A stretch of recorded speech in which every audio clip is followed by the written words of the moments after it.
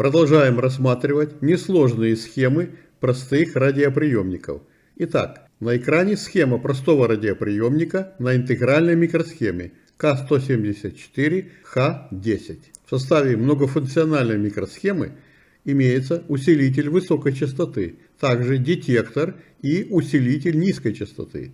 Приемник прямого усиления, представленный на экране, оснащен системой автоматической регулировки усиления, так называемая АРУ, и регулятором громкости.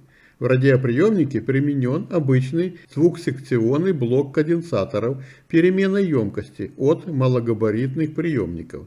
Схема несложного радиоприемника на микросхеме К174Х10 обеспечивает прием сигналов радиостанций в средневолновом диапазоне, а вот чувствительность его сравнима с чувствительностью супергетеродина. Сигнал принятой антенны через конденсатор связи С1 поступает на полосовой фильтр, собранный на катушке L1, конденсатор С2 и конденсатор С3. Конденсатор С2 – это конденсатор переменной емкости. Фильтр повышает избирательность приемника по соседнему каналу. Выделенный фильтр радиочастотного сигнала через катушку связи L3 подается на вход микросхемы.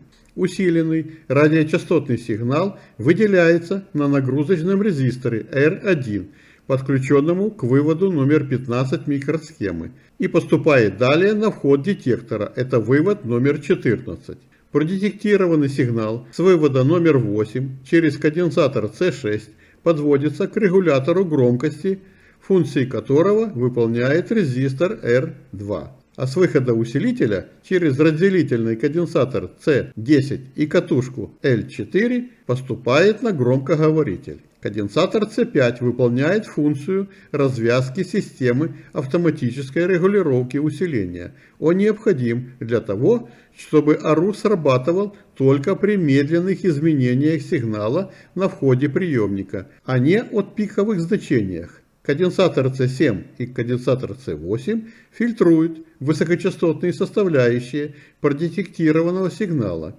Конденсатор C9 блокирует цепь обратной связи усилителя звуковой частоты. Радиоприемник уверенно принимает сигналы при напряжении питания от 3 до 9 вольт постоянного тока. Если вы захотите повторить эту простую схему радиоприемника прямого усиления, вы сможете найти ссылку на принципиальную схему в описании под видеороликом. Также вы там найдете намоточные данные катушек L1, L2, L3 и L4.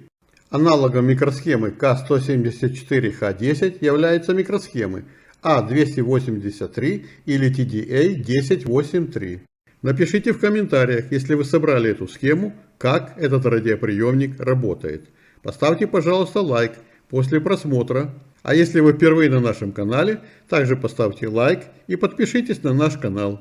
Мы знакомимся с интересными, полезными и очень простыми электронными схемами для всех радиолюбителей.